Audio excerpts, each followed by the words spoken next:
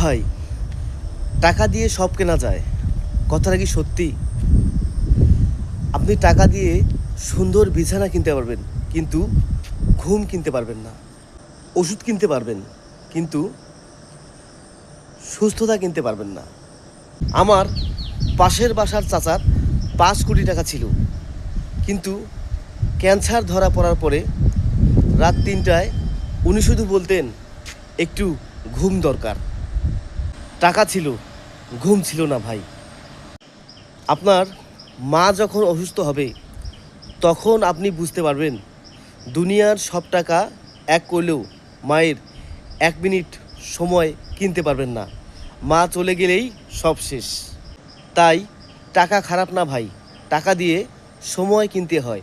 নিজের জন্য সময়, মায়ের জন্য সময়, আল্লাহর জন্য সময়।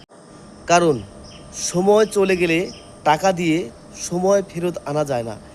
এই লাইনটা সেভ করে রাখবেন, কালকে মন খারাপ হলে দেখবেন। রোজ এমন ভিডিও পেতে ফলো করুন আমাকে। এই ভিডিওটি যার দরকার তাকে মেনশন করুন এবং শেয়ার করে সবাইকে দেখার সুযোগ করে দিন।